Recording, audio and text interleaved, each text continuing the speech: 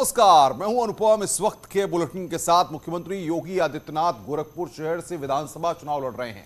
वहीं एसपी अध्यक्ष अखिलेश यादव ने अब तक विधानसभा चुनाव लड़ने को लेकर अपनी सीट का ऐलान नहीं किया है, लेकिन पत्ते खोल दिए हैं। सूत्रों के हवाले से जो खबर आ रही है उसके मुताबिक अखिलेश यादव संभल जिले की गुन्नौर विधानसभा सीट से चुनाव मैदान में उतर सकते हैं।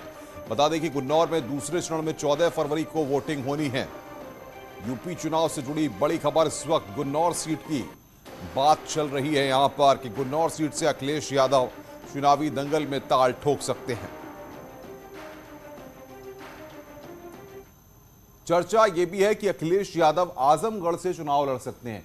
अखिलेश ने सीट को लेकर अपने पत्ते अभी नहीं खोले हैं। कल लखनऊ में मीडिया से बातचीत करते हुए अखिलेश ने कहा कि जनता की इजाजत लेकर और पार्टी जहां से कहेगी वहां से लड़ूंगा। आजमगढ़ की जनता से कहूंगा और पार्टी जहां फैसला लेगी वहां लड़ूंगा। और चुनाव पहले होना चाहिए, योगी जी से पहले लड़ लें चुनाव। उधर मुजफ्फरनगर सदर सीट पर एसपी आरएलडी गठबंधन के उम्मीदवार का विरोध शुरू हो गया है। ब्राह्मण समाज के लोगों ने ब्राह्मण दावेदार प्रत्याशी के टिकट कटने पर जमकर बवाल काटा। कार्यकर्ताओं की मांग है कि इस सीट से किसी ब्राह्मण को टिकट दिया जाए, वरना वो किसी और पार्टी को वोट देने के लिए स्वतंत्र है। ये विरोध मुजफ्फरनगर सदर सीट पर एसपी और आरएलडी के घोषित प्रत्याशी सौरभ स्वरूप का हो रहा है।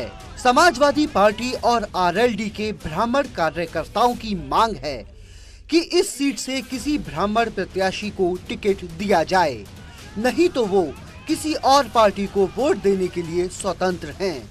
किसी को जब मारा कौन से बीजेपी का कोई झगड़ा थोड़ा उन्हें हमारी भैंस नहीं खोला कि भाई हमारी उन्हें चक्रोड नहीं काट रखी, हमारी किसी का कोई झगड़ा थोड़ा है, हमारा किसी का कोई झगड़ा नहीं है। लेकिन एक इस तरह से आप एक बिरादरी को टारगेट करके जुत्ते मारने का काम करोगे तो ऐसा कैसे हमें वो करने। हम लोग समाज को रास्ता दिखाने का काम हम लोग करते हैं। आज हमारे समाज डुबोने का काम कर रहा तो हमारे लिए सोचने का विषय है।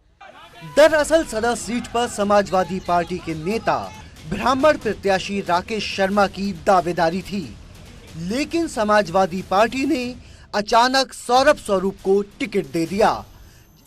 कल मुलायम सिंह यादव की छोटी बहू अपर्णा यादव बगावत कर साइकिल से उतरकर बीजेपी में शामिल हुई, तो आज साड़ू की बारी है। मुलायम सिंह यादव के रिश्तेदार प्रमोद गुप्ता आज सुबह 11 बजे लखनऊ में बीजेपी ज्वाइन करेंगे।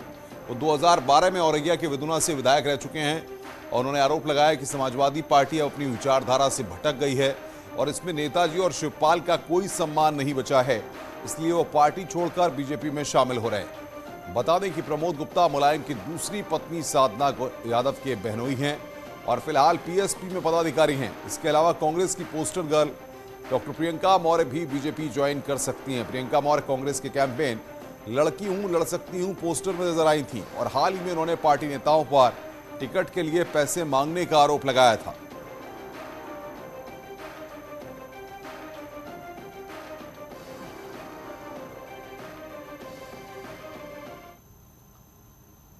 क्या मुलायम सिंह यादव की फैमिली में सब कुछ ठीक नहीं चल रहा? सवाल इसलिए क्योंकि यूपी बीजेपी ज्वाइनिंग कमेटी के चेयरमैन लक्ष्मीकांत वाजपेयी ने दावा किया है कि शिवपाल यादव बीजेपी के संपर्क में हैं।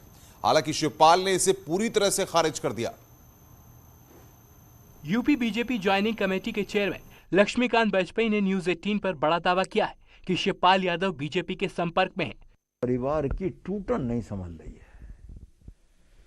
और तो वो क्या प्रदेश को संभालेंगे, आज उनकी कैपेसिटी पर, क्षमता पर प्रश्न चिन्ह लग रहा है।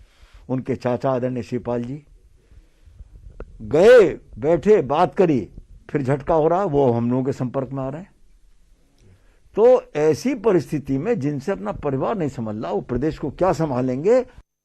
वहीं मामले पर शिवपाल यादव ने न्यूज 18 पर सफाई दी। शिवपाल यादव ने कहा कि बीजेपी में शामिल होने के दावे पूरी तरह से गलत और तथ्यहीन है। लक्ष्मीकांत वाजपेयी के इस दावे में कोई सच्चाई नहीं है। भारतीय जनता पार्टी में शामिल हो सकता हूं, यह दावा पूर्णतः विचारधारा और तथ्यहीन है। मैं श्री अखिलेश यादव के नेतृत्व वाली समाजवादी पार्टी गठबंधन के साथ हूं। उधर स्वामी प्रसाद मौर्य के एसपी में जाने के बाद अब उनकी सांसद बेटी संगमित्रा गौतम ने भी बीजेपी के खिलाफ मोर्चा खोल दिया है। बदायूं सांसद संगमित्रा ने बीजेपी ज्वाइन करने वाली अपर्णा यादव को सीएम योगी की चचेरी बहन बताया। वहीं उन्होंने दल बदल को लेकर अपनी ही पार्टी की नीतियों पर तमाम सवाल उठाए। संघमित्रा मौर्य ने कहा कि अपनी फेसबुक पोस्ट में उन्होंने लिखा है कि संस्कार शब्द अच्छा है, लेकिन संस्कार है किसके अंदर। हफ्ते भर पहले एक बेटी का पिता पार्टी बदलता है तो पुत्री पर वार हो रहा था। आज वही एक बहू अपने चचेरे भाई के साथ एक पार्टी से दूसरी पार्टी में आती है तो स्वागत। क्या इसको भी वर्ग से जोड़ा जाना चाहिए कि बेटी पिछले वर्ग की है और बहू अगले वर्ग से है? क्या बहन बेटी की भी जाति और धर्म होता है?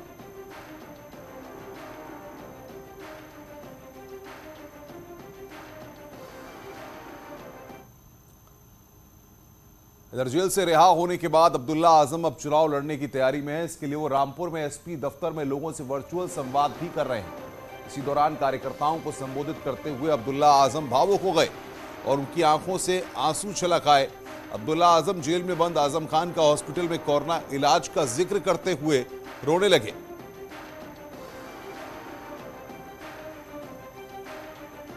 दोबारा से ले जाने लगे मेरे पास से आईसीयू, तो बेहोशी की हालत में थे।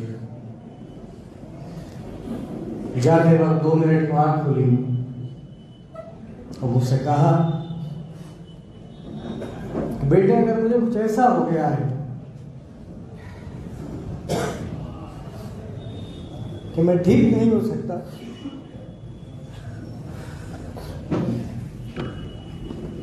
मैंने दुआ करी कि अल्लाह, जेल तो मैं काट ही रहा हूं, मुझे कोई शिकायत, बस तू मेरे वालिद को बचा। यूपी चुनाव के लिए बीजेपी का अपना दल और निषाद पार्टी से गठबंधन का औपचारिक ऐलान हो गया है। इस बैठक में अपना दल एस की ओर से केंद्रीय राज्य मंत्री अनुप्रिया पटेल और निषाद पार्टी के अध्यक्ष डॉक्टर संजय निषाद मौजूद रहे। एनडीए गठबंधन राज्य की सभी 430 विधानसभा सीटों पर चुनाव लड़ेगा। हालांकि अभी सहयोगी दलों के लिए सीटों की घोषणा नहीं की गई है, लेकिन संभावना है कि आज सहयोगी दलों के उम्मीदवारों का ऐलान हो जाएगा। इस मौके पर बीजेपी अध्यक्ष जेपी नड्डा ने कहा कि सहयोगी दलों के साथ हर पहलू पर विस्तार से चर्चा करेंगे और हम लोग सबका साथ सबका विकास की नीति को आगे बढ़ाने के लिए मिलकर काम करते रहेंगे। इसके अलावा अपना दल एस अध्यक्ष अनुप्रिया पटेल और निषाद पार्टी के अध्यक्ष संजय निषाद ने भी यूपी में अपने गठबंधन की बड़ी जीत का दावा किया। हम लोगों ने इस बात को कहा कि जो कहा था वो किया है, उसको करके दिया है। और जब हम सोच ईमानदार कहते हैं तो काम असरदार है। सोच ईमानदार है, काम असरदार है। इस बात को लेकर के हम आगे चले हैं, उसको हम आगे बढ़ाने का प्रयास कर रहे हैं। हमारे संयुक्त गठबंधन से जो ताकत उपजी, उससे देश और प्रदेश में एक ऐसी मजबूत सरकार का निर्माण भी हुआ जिसका नेतृत्व उत्तर प्रदेश में आदरणीय योगी जी और देश में हमारे श्रद्धेय प्रधानमंत्री जी कर रहे हैं, जिसने डबल इंजन के साथ तेज गति के साथ काम किया। देश का विकास हुआ, प्रदेश का विकास हुआ, और जहां एक ओर उत्तर प्रदेश और देश की विकास यात्रा आगे बढ़ी, वहीं दूसरी ओर सामाजिक न्याय की अवधारणा भी और प्रबल हुई। पिछली सरकारें कैसे भेदभाव करती थीं, उसका जीता जागता उदाहरण उत्तर प्रदेश को देखा जा सकता। उसी की देन थी जब सामाजिक न्याय समिति का रिपोर्ट लागू किया भारतीय जनता पार्टी ने, तो उसे पता चला कि जो पिछली सरकारों में चंगू मंगू थे, उस सारी योजनाओं पर या सब पर कब्जा करके बाकी उत्तर प्रदेश की जो जनता थी उसे देखती रह गई। यूपी चुनाव से जुड़ी एक और बड़ी खबर आ रही है। भारतीय जनता पार्टी ने एक और उम्मीदवार का ऐलान किया है। अलीगढ़ से मुक्ता राजा को बीजेपी का टिकट दिया गया है। एमएलए संजीव राजा की पत्नी है मुक्ता राजा, जमानत पर हैं। एमएलए संजीव राजा मारपीट के केस में हुई थी, उनको सजा। बता दें कि पहली लिस्ट में बीजेपी ने इस सीट के लिए उम्मीदवार के नाम का ऐलान नहीं किया था, और ऐसे में यहां पर मुक्ता राजा को बीजेपी ने अलीगढ़ शहर से अपना प्रत्याशी बनाया है।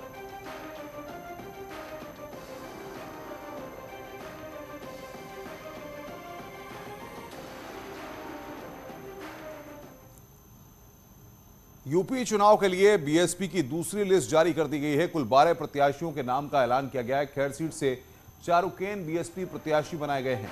बुलंदशहर से मोबीन बीएसपी प्रत्याशी बनाए गए हैं। गढ़मुक्तेश्वर से मदन चौहान बीएसपी प्रत्याशी साहिबाबाद से अजीत कुमार पाल को टिकट दिया गया है। बागपत शहर से अरुण कसाना बीएसपी प्रत्याशी, मेरठ शहर से मोहम्मद दिलशाद बीएसपी प्रत्याशी और खतौली से करतार सिंह बढ़ाना बीएसपी प्रत्याशी, थाना भवन सीट से जहीर मलिक बीएसपी प्रत्याशी, आगरा उत्तरी से शब्बीर अब्बास बीएसपी प्रत्याशी, एतमादपुर से प्रबल प्रताप सिंह को टिकट दिया गया है। मथुरा से सतीश कुमार शर्मा को टिकट दिया गया है।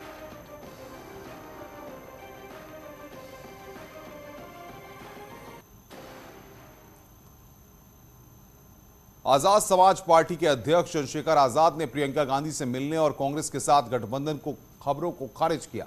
चंद्रशेखर का दावा है कि उनकी पार्टी उत्तर प्रदेश की सभी सीटों पर अकेले ही चुनाव लड़ेगी। उन्होंने साफ किया कि वो बड़े दलों से गठबंधन नहीं करेंगे। बता दें कि चंद्रशेखर समाजवादी पार्टी से गठबंधन करना चाहते थे, लेकिन सीटों को लेकर अखिलेश यादव से उनकी बात नहीं बनी।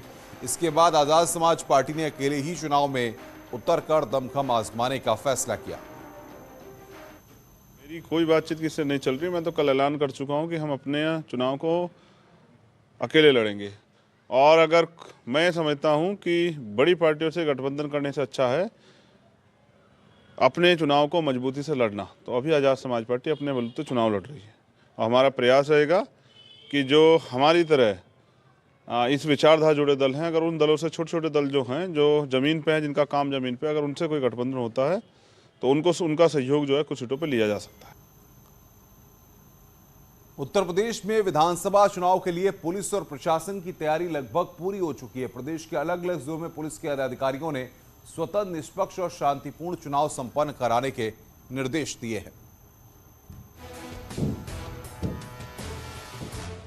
हरदोई, चित्रकूट, पीलीभीत में शांतिपूर्ण मतदान कराने के लिए आला अधिकारियों की चौकसी शुरू हो गई है। इन 3 जिलों के अलावा प्रदेश के बाकी जिलों में पुलिस के अधिकारी चुनाव आयोग की गाइडलाइन के मुताबिक चुनाव कराने के लिए मंथन कर रहे हैं। हरदोई में 23 फरवरी को होने वाले मतदान के लिए पुलिस प्रशासन का दावा है कि भय मुक्त मतदान कराने के लिए पुलिस की तैयारी पूरी है। साथ ही संवेदनशील और अति संवेदनशील बूथों को भी चिन्हित कर लिया गया है। हर मतदान केंद्र पर पुलिस के साथ साथ अर्धसैनिक बल की सुरक्षा भी तैनात होंगे। पीलीभीत पहुंचे एडीजी ने जिले के अधिकारियों के साथ समीक्षा बैठक की। हर मतदान केंद्र पर जितने भी ट्रबल मेकर्स हैं वो आइडेंटिफाई कर लिए गए हैं, उनके खिलाफ कार्रवाई कर ली गई है, वो कार्रवाई जारी भी है।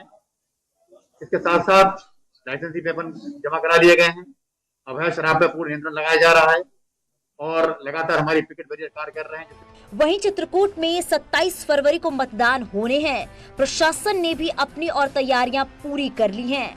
दरअसल चित्रकूट जिले में कई दशकों तक डकैतों का गढ़ रहा है, जो मतदान को प्रभावित करते रहते थे।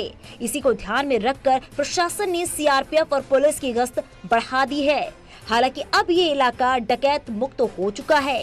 ऐसे में प्रशासन का दावा है कि इलाके के लोग भय मुक्त मतदान करेंगे। शराब, गैंगस्टर, गुंडा और तमाम गांजे के संदर्भ में जो भी निरोधात्मक कार्रवाई है उनमें लगातार प्रगति है। शस्त्र जमा कराने के संदर्भ में भी 60% से ज़्यादा शस्त्र हमारे जमा हो चुके हैं, जो एक अच्छी प्रगति है और इसमें लगातार पुलिस सक्रिय है। पहले चरण में 10 फरवरी को होने वाले मतदान के लिए प्रशासन की तैयारी पूरी हो चुकी है। पीलीभीत में भी जिला निर्वाचन अधिकारी के नेतृत्व में अधिकारियों के साथ समीक्षा बैठक हुई, जिसमें भयमुक्त मतदान कराने के निर्देश दिए गए। साथ ही महिलाओं को मतदान के लिए जागरूक कराने की भी अपील की गई। ज्यादा से ज्यादा संख्या में है वो महिला मतदाताओं को प्रेरित करें, जिससे आगे आने वाले चुनाव में 23 फरवरी को इन गाँव और इन बूथों की महिलाएं ज्यादा से ज्यादा संख्या में आकर है। पहले चरण के मतदान 10 फरवरी को होने हैं और आखिरी चरण में 7 मार्च को सातों चरण के मतदान संपन्न हो जाएंगे। इसलिए यूपी में होने वाले चुनाव के लिए प्रशासन ने पहले से ही तैयारियां पूरी कर ली हैं, ताकि मतदान शांतिपूर्ण हो सके। न्यूज़ 18 के लिए हरदोई से आशी मिश्रा, चित्रकूट से अखिलेश के साथ पीलीभीत से सैयद कयाम की रिपोर्ट। रुक रहे हैं यहाँ पर एक ब्रेक के लिए। ब्रेक के बाद जल्द हाजिर होते हैं।